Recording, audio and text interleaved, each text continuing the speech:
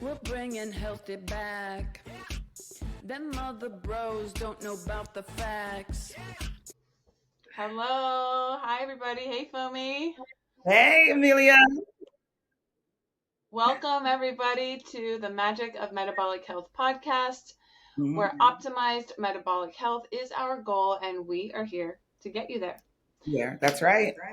My name is Amelia Wood. I am a food first personal trainer and metabolic health coach, and this is my esteemed colleague. Hi, guys. My name is Dr. Funmmy Aweami. I'm a board certified internal medicine physician specializing in metabolic health. Here at the Magic of Metabolic Health podcast, we are here building a village encompassing every part of who you are. We release guilt and shame and the quest for perfection. And we showcase how self efficacy and knowing your why is crucial in sustainable behavioral change and optimizing your metabolic health. So today is episode 8. It is actually my favorite number. And yeah, no, as in, I just think it's all encompassing, like that infinity symbol. And so this is, uh, An infinity earring that I. do you really? As you know what? One thing about it, one thing I love about us is the fact that we're just always so in sync. And that is why I'm so happy that I'm doing this with my esteemed colleague, Amelia Wood, and bringing together what these metabolic health topics are, why it's important, and just bringing it to the people. So you are our village, and you are my village, madam. Thank you. Right back at ya.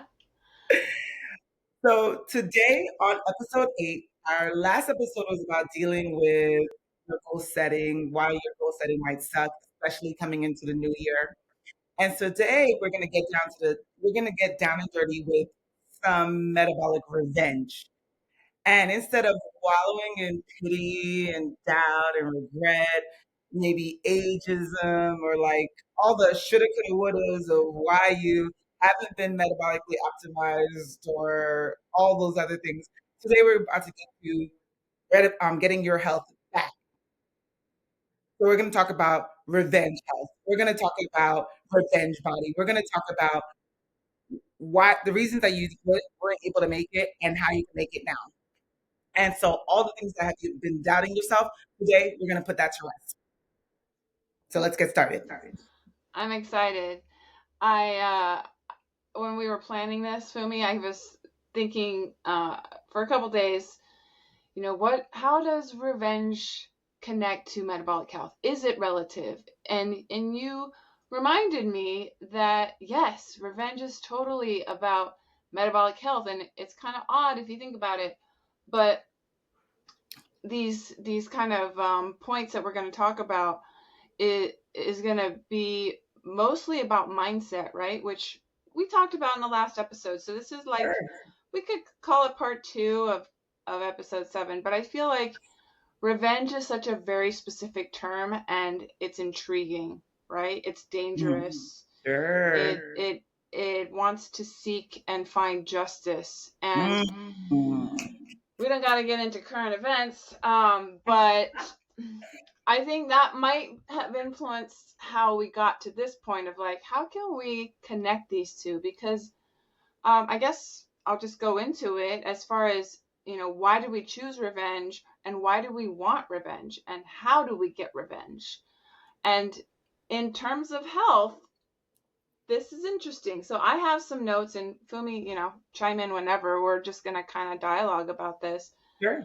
But I thought about other things in life, right? So if someone takes advantage of you or uses you to their benefit and you realize you've been had, Sure. There's nothing ugly about anger, the feeling. yeah, anger comes up, maybe shame comes up. You might want to get even, right? Hmm. When That's you, that's revenge, right? That's it. Getting even, getting what's yours, getting what you've been had, you've been taken. Something was taken from you in an ugly way, and now you're getting back to what is yours. What's more beautiful poetically? What is more poetic justice than that? So yes. right, and how you were taken advantage of, maybe you were lied to and you Mm, found out the truth and you want to expose the truth. Sure. Maybe something was stolen from you. Maybe you've been shortchanged. Oh, that's an ugly feeling. Yeah. Or maybe someone told lies about you and it could affect you deeply. Mhm. So your your mindset would shift, wanting to make things right. How about even just someone lying about you and it causes you to lose out on an opportunity or a job or your reputation has been, affected? Those are all reasons for anyone to be angry at that situation because one, it's false, and two, it's affected you. So, for sure, anybody would want revenge after that. That's So those are some things that we talked about that are very common human experiences, right? Mhm. And I think about putting it under the lens of metabolic health, and the first thing that comes to my mind is advertising. Okay. I'm following with you here. The food industry in this context has been telling us certain things for many decades about what is and what isn't healthy. They've also changed the narrative many times. So here we are, totally confused. Like, well, 20 years ago you said this, now you're saying that, and someone else is saying this. And so I think for me, where my anger comes from in regards to the context of revenge is I just get so angry that I'm being lied to constantly. Like, Okay, for sure. I basically have to assume that I'm being lied to when I read an advertisement or some headline in the newspaper about Sure. this new study. Because if I don't actually go to the source, the study, and I Mhm. read it all myself, if I don't do that, I'm relying on some journalist who most likely is not science based, Sure, of course not. and they're just summarizing points that they gathered on the internet. Sure. These people, Honestly, honestly, we're getting to that point. We're getting to a point where we're living in a world of fake news. We're living in a world where corporations that you're buying food from, they can be lying to you because they're trying to increase their profits. We have decades long, articles and like studies that show that fat was demonized and it was actually sugar that was driving the obesity crisis and cardiovascular health in the United States and in the Western world in general. So it's hard to understand like who's telling the truth. Why am I being lied to? Just for profits. My health is being risked. My livelihood is being risked for more money. And so it's enough to make anyone angry. And so this is why the point of revenge is so important because the best revenge that you can get from a corporation that has essentially endangered your health and your livelihood for decades is by getting to the truth. And the best way to possibly do that is instead of knowing that whenever you see an advertisement, you're probably being lied to and getting to the source. And that can be exhausting, which is why it's important to follow podcasts like these where we don't benefit financially by telling people the truth. We're just telling people the truth because we want people to feel better and do better. But you can also take control of what you're seeing and look for the source. So anytime I see something, I see a new article, I see a new study, I just put it directly into Chat GPT and I tell Chat GPT to summarize this article for me or the talking points or whatever it is. And it will give me exactly what it is that, oh, these LDLs are good, these LDLs are bad, and that kind of thing. And here's how you can optimize this. ChatGPT is literally an AI machine, and it profits me nothing. It profits it nothing to summarize whatever it's summarizing. So that is one way you can do it, just like yeah, I have mixed feelings about ChatGPT because I don't know the software that is has been created to give us the service, right?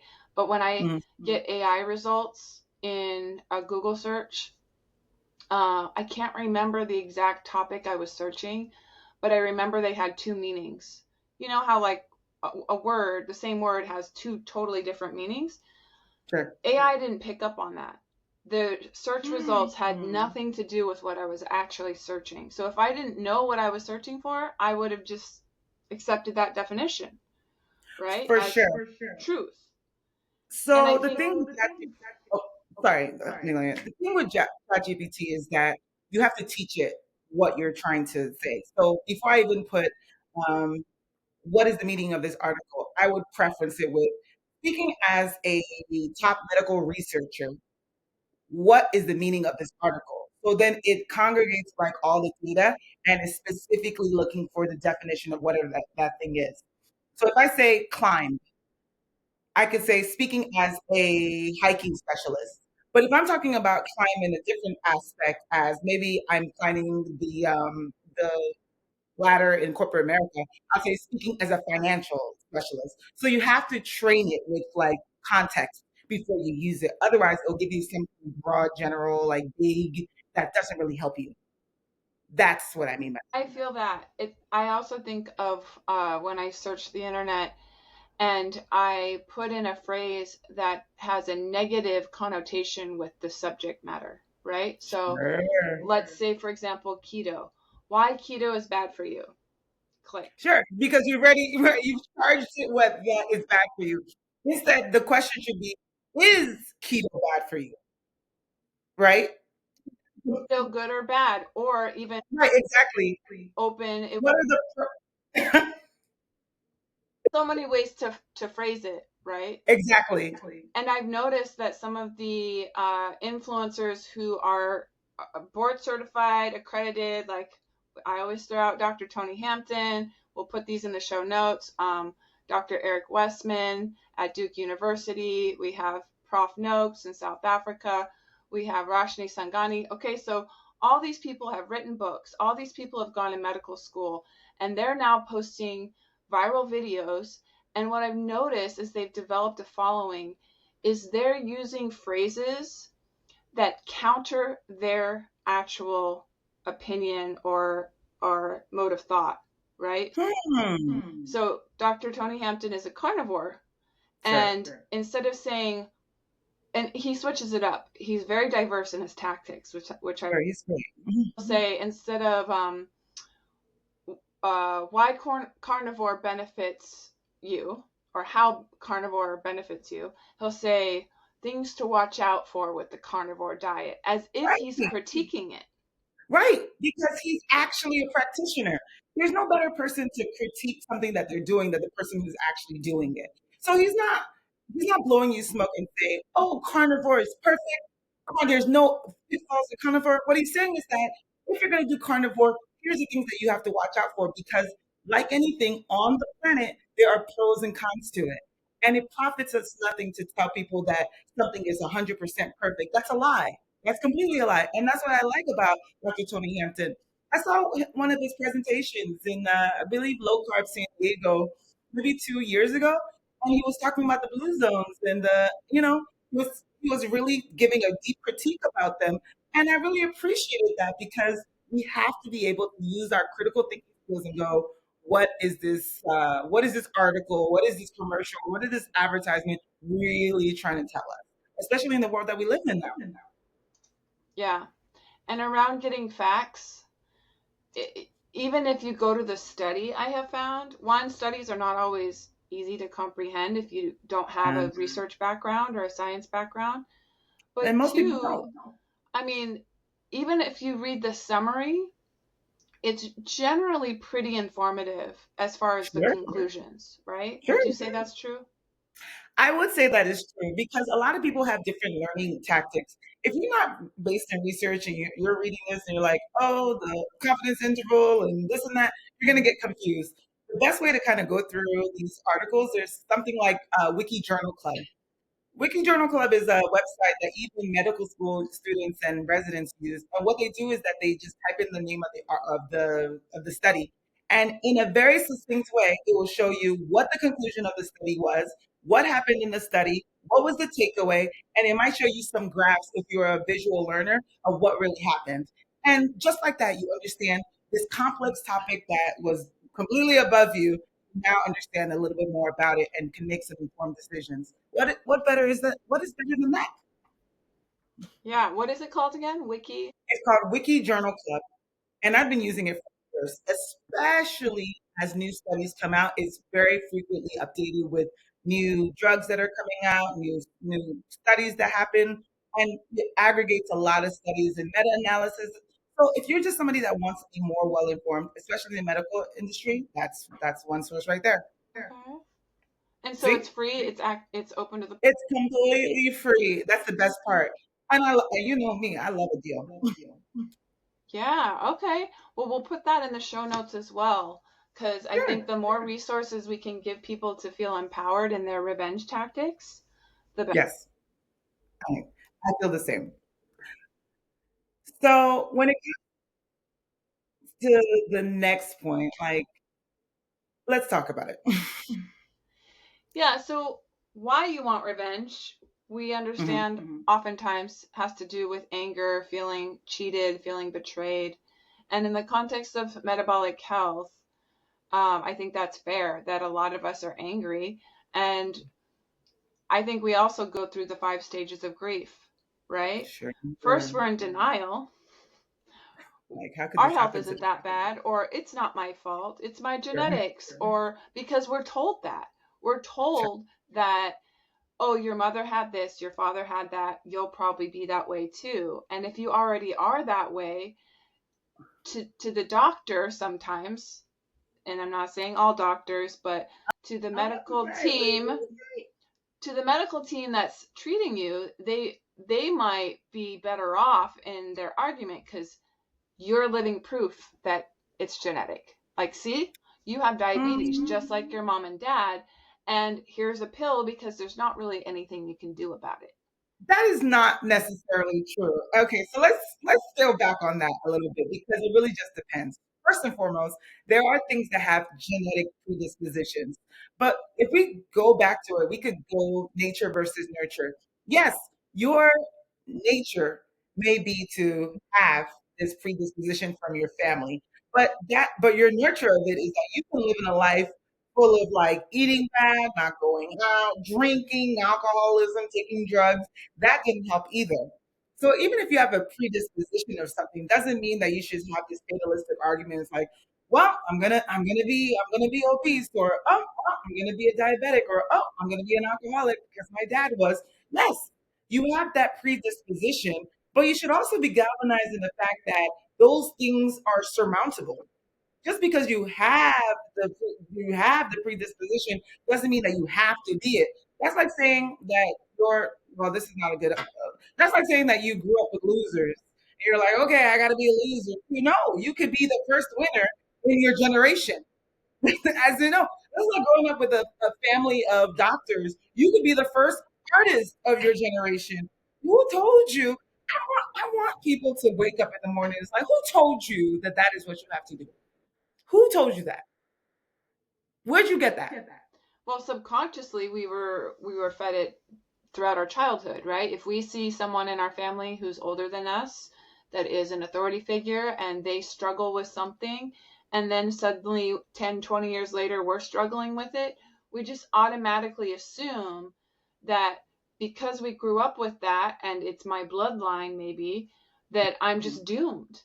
And I think that happens with a lot of metabolic conditions, the chronic diseases that we're facing as a planet, diabetes, high blood pressure, heart disease, overweight.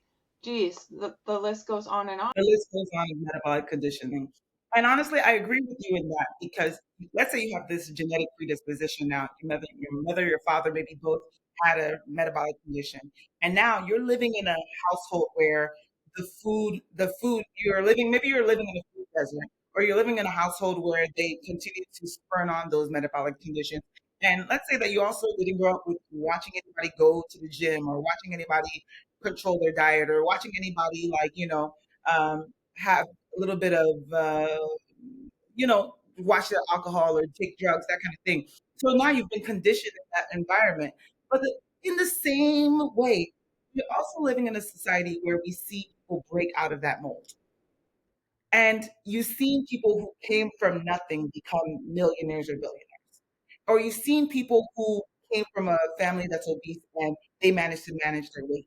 That person in that family that managed to break out of that mold, as my Nigerian ancestors would say, that person doesn't have two heads. And the same 24 hours in a day that you have are the same 24 hours in a day that I have. So it starts with the mindset. And the mindset is, if I see other people doing something in that way, that doesn't have to be me. True. And even if I have the genetic predisposition to drink, because alcoholism is genetic, that doesn't have to be me. And if you've seen other people have that pitfall and you're watching them go into that pitfall, you can see the pitfall. That doesn't have to be me. Step over it. And I know it's easier said than done, but we have so many tools to prevent, to hotlines and medications and groups. We have so many things online that can help you. It's like, I don't want to be that thing that I saw my parents go through or my grandparents go through. How do I avoid this? How do I get help? And that's why we're saying it starts with mindset. It starts with conditioning. It starts with facing those obstacles head on. What are your obstacles? How can I avoid them? I saw my mother go through diabetes and lose her foot. How do I prevent that? Let me get the help in order for me so that that doesn't become me. You have to see an opposite future for yourself. Not, oh, that happened to my mom, so it's gonna happen to me. Who told you that? So there's a really good short, it might be part of a full episode on Dr. Tony Hampton's YouTube channel. I feel like, Tony, you should be paying us at this point because we name drop We mentioned him so much because he's so good. times and So good. He's great. I swear, he's great. He's so good at just breaking it down and getting it to the people. He's great at that. yeah, so he has, I just watched, I think it was a 7-minute short the other day. I'll put it in the show notes about an 89-year-old man who has turned around his diabetes. That's right. 89. It's doable. I'm not saying that it's not hard. It can be hard, but it is doable. It is about getting the tools to know what is it that you're doing wrong, and then slowly, not immediately. You don't have to go into your kitchen and dump everything out. You don't have to go to the gym and sign up and do 100 laps a day. It is little micro, and I call them micro changes that you can implement on a weekly basis that can change your life. It is about putting out certain things, adding certain things, and loving it. Yeah, altering your environment, right? You Sure. are changing your environment, and that's what you were talking about a couple minutes ago, is how we grow up does impact us. That's real. That's legit. Sure. There's a book that I love that I think everybody should read, whether you're into health or not. Like this guy, Bruce Lipton, researcher. Okay. I won't get into all the details, but basically it's a for the people type of science book about epigenetics and how we have the power to alter our environment inside and out more so than we think, to determine if our genetic code is expressed in one way or expressed in a different way. And you can call that upregulating or downregulating a gene expression, right? That is an epigenetic. Book This is changed important. my life.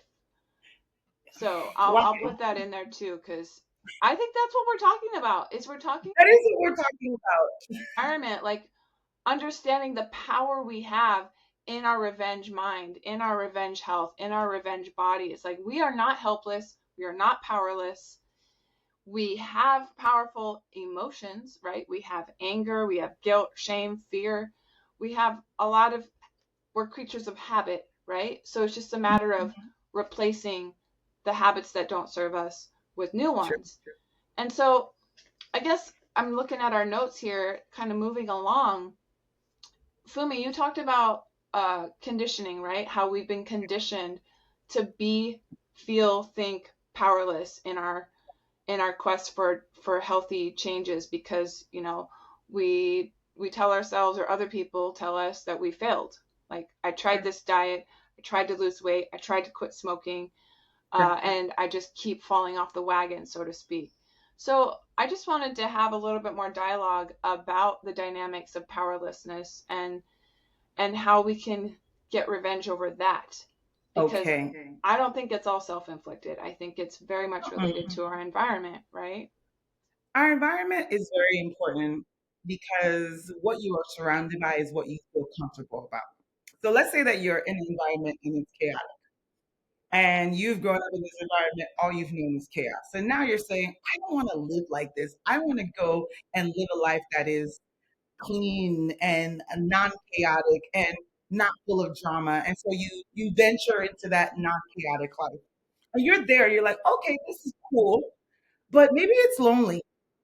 And maybe you've left behind all the people that were in that chaotic life and you miss them. Or maybe you feel bad because you left them behind. Or maybe you're afraid that now that you're in this non-chaotic life, you're not going to make it. So now you become a fear. Now you become afraid. And so you then tell yourself, let me just go back into this chaos because I feel comfortable there. It is familiar to me. And when you go back to that chaotic life, your body's like, ah, yes. Ah, I know this. This is wonderful. This is excellent. Yes. I know. This is familiar to me. Okay. Okay, you can just stay here. Don't ever try that non-chaotic life. That's that was trash. Don't do that anymore. That's your body. That's your body trying to trick you to stay back into the life that you was before. Your body works in cycles.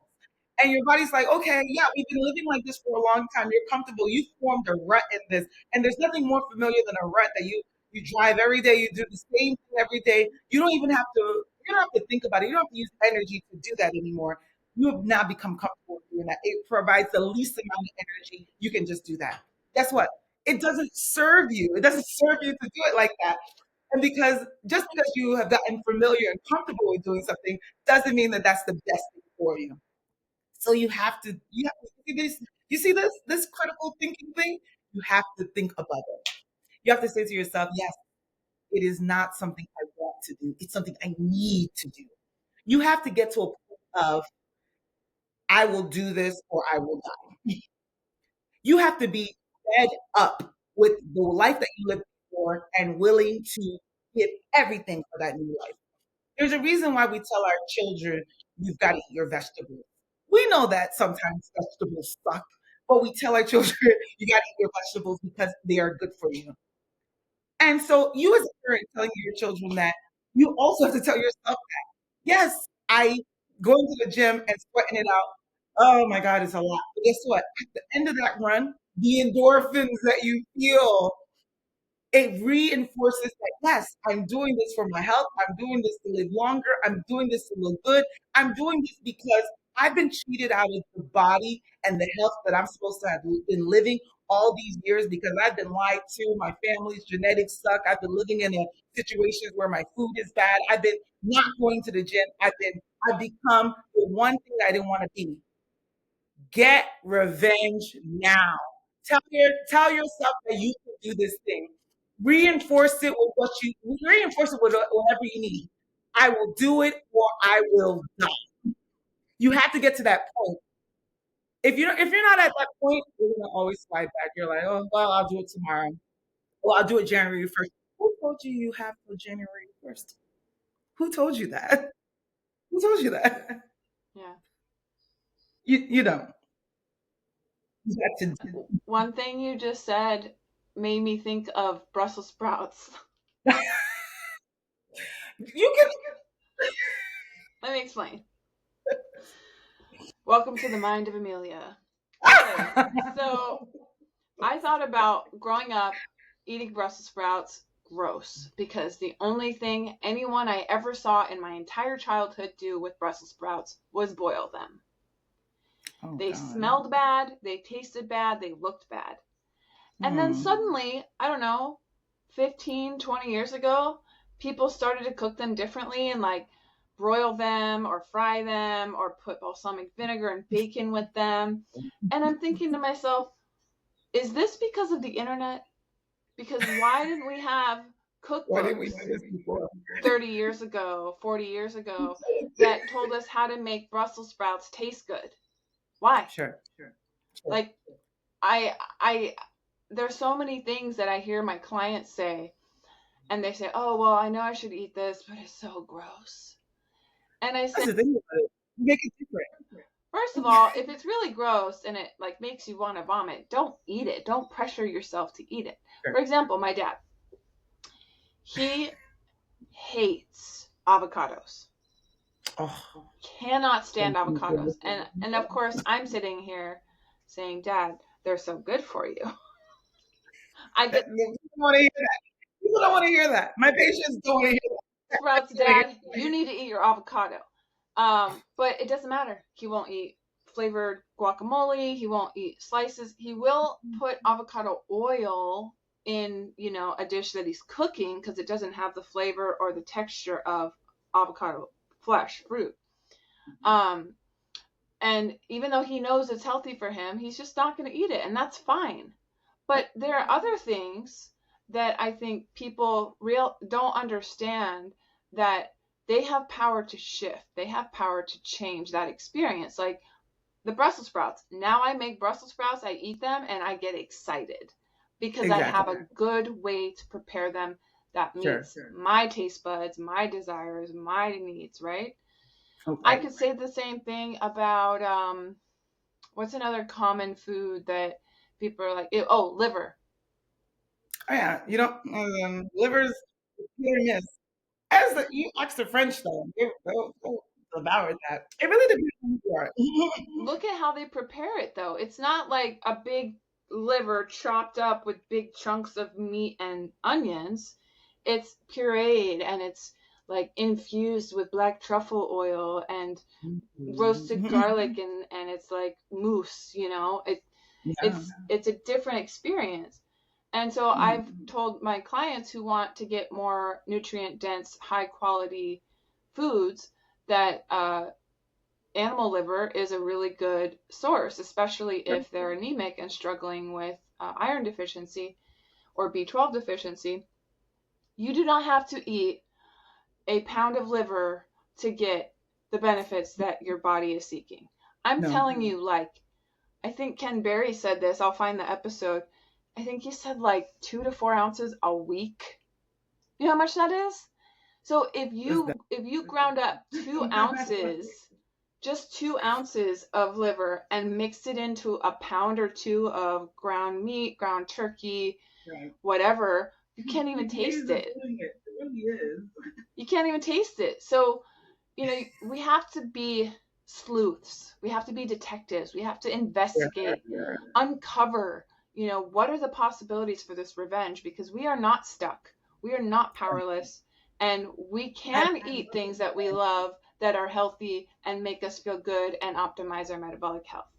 Amelia, I love what you just said about being smooth on your body. So going back to this learned helplessness, which is the powerlessness that you feel when you try to change your diet or change your lifestyle, and then you go back into what you are trying to avoid. The body, like I said, because you've already worked your body has already got stuck in that cycle, and breaking out of that cycle is really hard. You got to sneak it in. You got to sneak it in. So you have to incorporate more water in your diet, right? You don't have to chug a gallon. You're gonna make yourself feel sick. So what you do is that instead of drinking a cup of water at the end of every meal, you drink two. Little incremental things. Oh, instead of you want to get to a place where you're got that gym body, you got the abs. You don't start by hitting the gym and going 3 hours. You start by walking 20 minutes a day. And when you start feeling better, your body like, oh, I like this. You start walking 40 minutes a day. Oh, you like this more. And then like, oh, you know what? You pass in your walk, you pass a gym. You're like, oh, I think I could probably do that in there. You're in the gym. You start walking in there. And then you get reinforced because other people are in the gym. They're kind of cute. And you're like, okay, now you got yourself a gym bag. And then you go start going to the gym and your gym bag is there. You're looking cute and your gym bag is looking cute. Next thing you know, you've now have like the endorphins of, oh, like, is my gym bag gonna be at the gym? Let me go. If he's not there, fine. You still are at the gym now. You're working out, and then you're like, you know what? I can see my little mono pack coming in. All right, let's make it a double pack. Let's make it a 4 pack. Let's make it a 6 pack. So you start upping the ante with your body because now you taught yourself that if that's the way I used to live, now this is the way I used to live. And guess what? I look good doing it. I feel better doing it. So your body's now rewarding you for that new pathway that you've created. That's how you do it. That's how you do it. So it's got to be sneaky with it. You got to sneak it in. You're like, oh, okay. Everybody's like, all right, we can try it. Let's see. And then you just keep doing it. And I think I read, is it like it takes what, 3 months to form a habit, 6 months to form a lifestyle? If you can stay in the gym for 6 months, guess what? You're in for life. And suddenly, the moment you stop, your body's like, oh, we're not doing this anymore. And so now your body's asking for it. Now you need it. That's how you do it. Does that every 3 or 4 days. If I don't get in a nice workout where there's some kind of weights involved or resistance training, the middle of my back starts to kind of like, hello? Ache. Hey, what's going on? Where's the gym? So I love that. Your body's like, okay, what's going on? You're not about to start this good thing and deprive me of it. So now your body's asking for it. That is a new pathway that you've created. Just like that. Yeah. Oh, there was something you just said about being sneaky. Oh, You gotta be sneaky. so again, back to the revenge. I was thinking, let's say, since I don't work in the gym, I don't go to gyms, I work out in my home, I work outside. For my clients, they're the same for the most part. Most of them don't use a paid membership at a gym. And so one of the things that I always am working on, building and developing is how do you be active? How do you get more active in your daily life doing mediocre things? Like, for example, I live on an island now and I ride the ferry when I go to the mainland. And to get home, I get back on the ferry. So there's this really nice new ferry terminal, and they have a bike lane that's painted green that's on the far left end of all the traffic lines, right, where the cars are waiting. And last week, I think it was, or maybe the week before, I missed my workout, had a busy day, whatever, but I had 20 minutes to sit in the ferry line. And I could have just sat there on my phone, right? And I thought, no, screw this.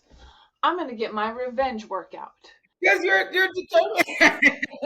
You're determined. I was not in my workout clothes. I was just in, I don't know, sweats and a winter jacket and hat or something like that. And I said, okay, you're going to get out of your car. You're going to walk straight to the bike lane, the pedestrian path. And you're going to do as many lunges as you can until you get to the end of the line. Okay. So I did it. And I got to, I think, 118. And I thought, well, how do I get to an even number? Because that's how my brain works. It's an even number. I mean, a more round number. I don't know. So, like 120 or like what? Well, for some reason, I ended up at 150. But I ran out of time. So I went back to my car, got on the ferry, and I'm like, well, girl, you got 15 minutes to kill. Get out there, finish your lunges. So I did the remaining 32 lunges or whatever on board the ferry. And I made a joke out of it to some of the staff. They were sitting in the break room. I'm like, excuse me. Hi. Is it legal to do lunges on the ferry? You're hilarious. And she's like, people work out on the ferry all the time. I don't see that it's a problem. And I said, okay, great, cool. Well, if you ever want to join me, I'm Amelia. I'm Lady Lunge. I came up with a name for myself. Lady Lunge. And then my friend gave me an idea the other day to wear a t-shirt to advertise. Because why not? And I thought, okay, it's going to say Lady Lunge in really nice script on the top of the back of the shirt. And then below it, hashtag I hate lunges. Because I do. Put your business. Put your business on it. Because you're a personal trainer. You're a food source personal trainer. Put that. And then URS, like, so people can find you. Yeah. But I thought, I took that situation into my own hands. I got revenge of, there's not enough time in the day to work out. There's always enough time. There is always enough time. And you can make it. And you can have, I know a couple doctors who I listened to their podcast, Dr. Quadro Caramentang from Canada. And I've heard Dr. Mark Cucuzella. Both of them keep He's excellent. kettlebells either by their bed in their bedroom or by their desk, and they just have one and it's there all the time, and when they have 5 minutes they pick it up and do whatever they do. Yeah, And that counts, that it does. matters. It's that revenge against time restraint, time constraint that the culture that society puts on us to tell us, oh, it's not possible. I like the revenge against society. I like that one a lot, especially if, let's say that you are the biggest person in your friend group. Maybe you've been bullied. Maybe you have like fat phobic comments. People are saying super fly. You might be the sweetest person on the planet, and people are shaming you for being having like a very high BMI. Like even BMI by itself, we could talk about that too. But let me just finish the train of thought. The fact is that you've been treated egregiously by maybe even your friends and family, and they don't think you could ever lose that weight. They don't think that you're ever going to be healthy. You're the butt of all the jokes. This is the podcast for you. Now is your time because there's nothing like coming back with your revenge body. There's nothing like coming back with the mentality and the body to match. To say you took control of that situation, you took control of your health. You can do control out of like being the butt of those jokes and actually took advantage of that and decided, you know what, I'm going to use that. I'm going to turn those ugly, nasty comments and I'm going to use that for fuel. Get into the healthcare, get into the body, get into the gym, get into the food, and turn it around. Because having a revenge body and the same people that said that they didn't want to date you or they didn't want to be your friend, they're going to come back around. Oh my God, you look so amazing. Let's go. It's like, nope, we lost access. If you couldn't handle me at my heaviest, you can't handle me at my slimmest. Or if you couldn't handle me at my, like, because you could have been a genuinely lovely person, but because of the way that our society is, when they just see people who are bigger than them, they imagine they're lazy, they're flat, they're sloppy, or whatever the case may be. You don't have to deal with that. You don't have to deal with that. But you should. But if you're somebody that you're bigger and you feel that you're not healthy, then get on that journey. If you're happy with yourself, then you're happy with yourself. But you have to go talk to your doctor because I don't want this to be a situation where I'm misunderstood as people who are happy, people who are heavy or people who are fat are not happy. That's not the truth. You could be a person that is heavier, and then your blood work could be excellent. Your LDLs and your fasting lipid panel could be excellent. You might not have diabetes or diabetes. You just happen to be a heavier person, and that's fine. However, there is a misunderstanding, especially in our society, where just because you're heavy, we're saying, "Oh, fat is fabulous" and things like that. Perhaps so. However, make sure your blood work matches that. That's all I'm saying. Yeah. Because for the most part, I don't want us to say, let's be confident in how you look, but then your health doesn't match that, or you're not feeling good, or you're not feeling healthy, or you feel heavy, or your health is not where it wants to be. That's not what I'm trying to say. I want you to be happy in who you are. I want you to be a healthy person. I want you to be a happy person. That's it. Mm-hmm. Yeah, I appreciate you saying that because there's a lot of stigma attached to self-love, Yeah. identity, body shapes, body types, Yeah. and the goal is to not be a stick figure, right? That's That's not. the thing about it. You have people who, oh, even that is rough because there's people who are super skinny who are crazy unhealthy. I think we call it skinny fat. As in they appear doesn't just because you're skinny doesn't mean you're healthy. I've got plenty of patients whose BMI is normal, and when you look at their blood work, anemic, hyperlipidemia, diabetic, low magnesium, metabolically not optimized, vitamin D deficiency. It doesn't mean just because you're skinny doesn't mean that you're healthy. So when we say fix your diet, you can be a skinny person, you could be a big person, you still need to fix your diet. We say get into the gym or get into workouts. You could be a skinny person, you could be a heavy person, you could still be optimized because your like muscle loss as you get older, bone loss as you get older. These are things that are mitigated when you start getting active. It has nothing to do with your bigness or your smallness. It has everything to do with getting metabolically optimized, getting your revenge body, whatever that may look like. Yeah. Yeah. I hear that.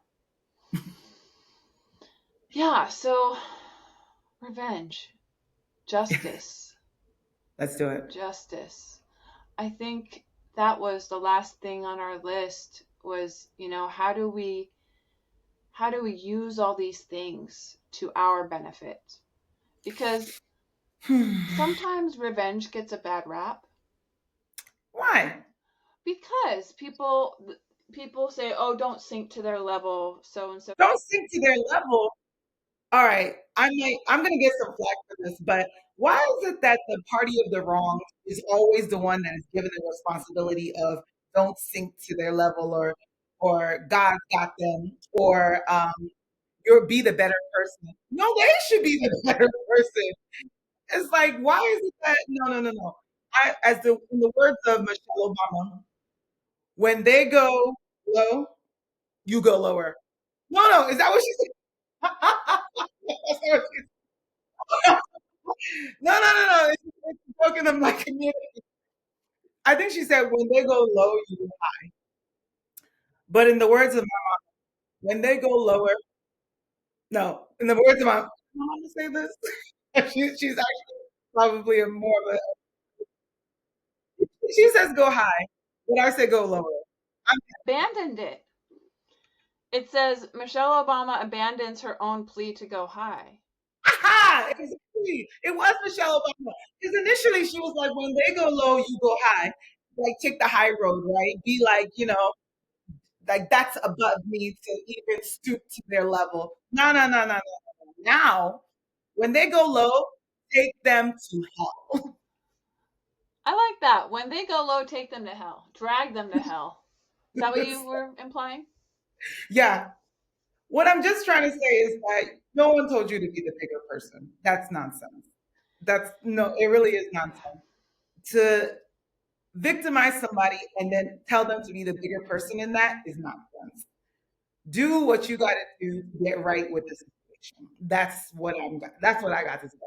And call it petty, but the fact of the matter is that you sleep better at night. You sleep better at night knowing that you stood up for yourself. You sleep better at night knowing that you took an action to defend yourself.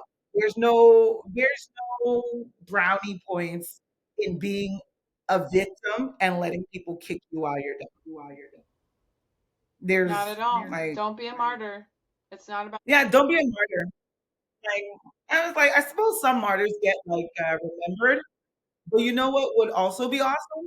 Defending yourself, getting your revenge body, showing people that you were exactly who you thought you were, standing up for yourself, showing yourself that you could do it. If it's not even about anybody else, show yourself that you could do it. That do something that you will be proud of. You know what I mean?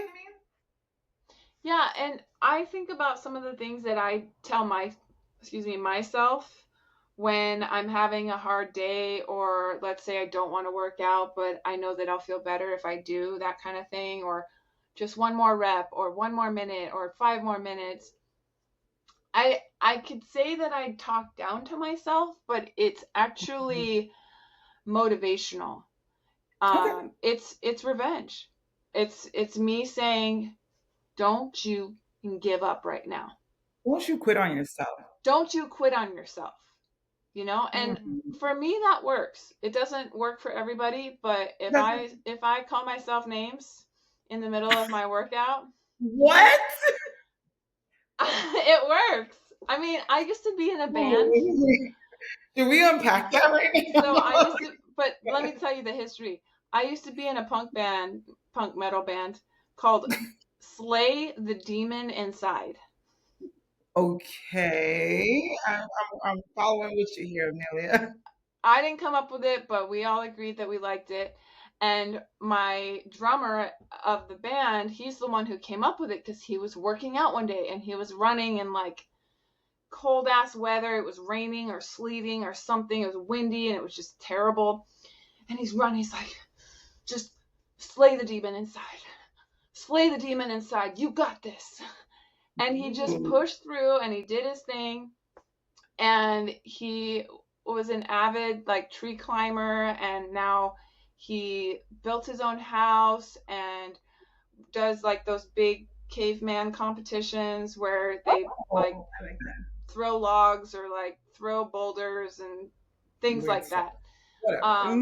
As a trainer, I should know the terms of these competitions, but they're funny, right? And he knows that some of the things he does are ridiculous. Like, why is he taking all this time to lift heavy things? Well, he loves it. It helps him build his character. It helps him maintain his character. And it's probably helping him slay the demon inside himself. That's right. And I think we all have a little D inside that needs to be addressed and revenge taken upon it. Because let's talk about metabolic. Right? We could be our worst enemy, but we don't need to be. That's essentially it. That's the rut. That's the rut that you've been living in. The rut of not eating healthy, the rut of not getting active, the rut of avoiding the medication that your doctor put you on, or the rut of not taking charge of your life. That is the rut that's the demon inside that's saying, oh, we'll do it tomorrow. Oh, we'll do it next year. Oh, I still look better than XYZ. I must be doing better. The what did they say? The thief of joy is comparison. That you're like, oh, I still look better than XYZ, or oh, I could be doing much worse, but you're not your best self. And so, for the most part, that's the demon that you're staying inside, because ultimately, as long as you know that you're not your best self, that you have not given 100% to yourself, then what are we talking about? Yeah. Well, that brings me to another quote. You're so good at pulling quotes out. I'm not good, so I had to write mine down. Well, you actually came up with this when we were planning the episode. You said something about revenge is a dish best served cold. Dorothy Parker, I believe. Yeah. Now. Yeah, she has some badass quotes. By the way, if you want to read some amazing poetry, Dorothy Parker was around in the late 1800s. She was born 1893, died 1967. She was a total badass. And this quote, we kind of went down the rabbit hole and started learning all these things about her. She's actually from Jersey. Did you know that? Are you serious? Yeah. Jersey girls. Yeah. So Funmmy and I, we were talking about this sentence, and let's break that down. Revenge is a dish best served cold. What does that mean?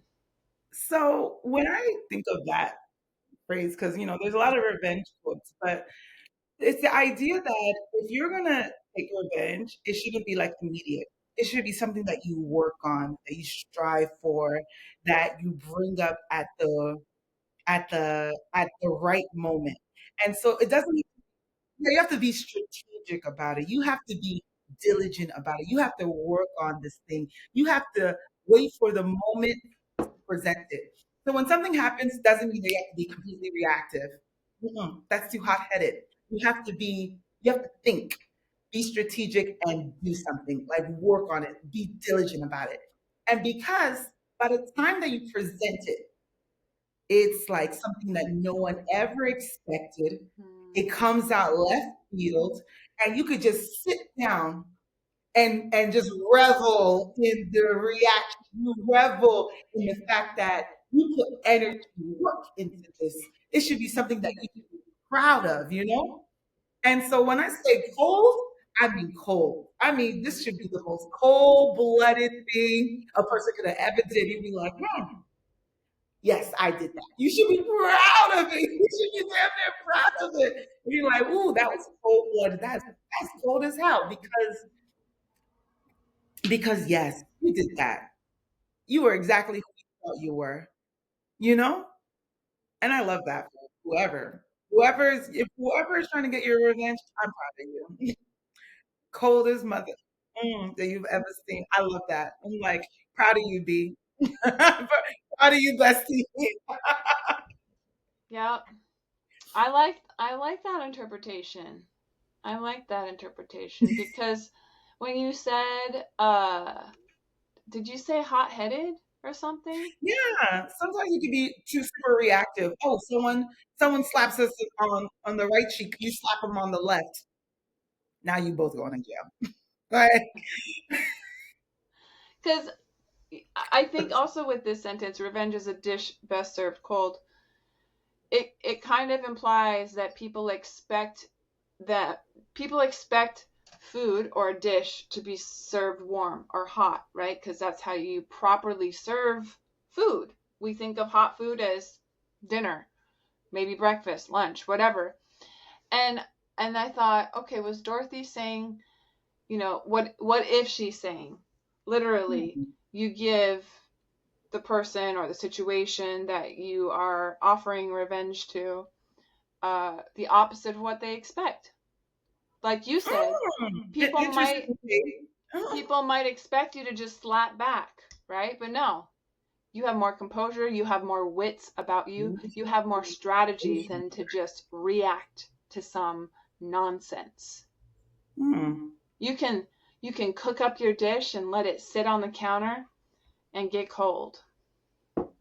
And have it get just saturated with flavor and saturated with just Wait, so much impact it's going to wait a have minute. on the recipient. Girl, you lost me. Girl, you lost me. You lost me. But You know? it's like when you make stew. You make Okay. something in a Okay. hot pot or a pressure cooker. It Okay. always tastes better the next day after it has time to sit. Aha. Okay, yes. Okay, now you got me back. You got me back. So, all right. Well, I think we kind of covered our bases today and beyond. Yeah. And I really, really enjoyed this conversation. Yeah, so did I. This is fun. I think it'd be cool if we kind of do a wrap up, right? So we Sure. do takeaways. So we started with why do you want revenge, and Your why? how do you get revenge What to do? A plan. in the context of metabolic health, Sure, right? of course. So we went over why you want revenge. You feel taken advantage of. You've been lied to. You want to expose the truth. Hmm. You want to make things right. You Sure. want justice. Yeah. You are angry and you want to release that anger. You want to transform that anger, that shame, the guilt, the fear. You want to transform. Fumi, you were talking about familiarity. Familiarity, as in you've gotten stuck in that root, then you've gotten stuck in that rut, and you don't know how to break out of it. And so you may feel ashamed of that fear of getting out of that rut, and not even knowing how. So how to get revenge, making a plan, and that's starting from your mindset. Understanding that you're in the mindset that is forcing you to stay in that, and knowing how to break out of that is just as important as the actual breaking out of that. You have to plan it before it happens. You have to see it before it happens, right? So you have to condition yourself. Reconditioning yourself is very important. Otherwise, you will always fall back into the same old patterns. You'll fall back into that same rut because the rut is familiar to you. It's easy for you. It's comfortable for you. So doing that which is uncomfortable initially is very important because you can develop a new rut in order for you to develop a new pathway. That is the most important thing that we've talked about today. Yeah, yeah, agreed. And geez, I think for me, one of my takeaways is that quote. How we interpreted that quote several ways. Revenge. Yeah, it certainly is. And I hope every single one of you guys watching this gets your revenge body, gets your metabolic revenge health back. All right? You deserve the justice, and you deserve it. And you deserve everything that you want. You deserve a life that is energetically metabolic, energetically wonderful, and full. You deserve all the talking points that we talked about in our first episode. Go back and look Yes. Yeah. So, comment, subscribe. Thank you for being Mhm. here. Thank you Lovely to very see much you, for Funmmy. watching. I Good to see you, will, Amelia, having fun with you on the magic of metabolic health. yeah. So thanks everybody for being a part of our village, and we will stay in touch online. Check out the other videos. We have shorts as well on the YouTube channel. And we're also on Instagram.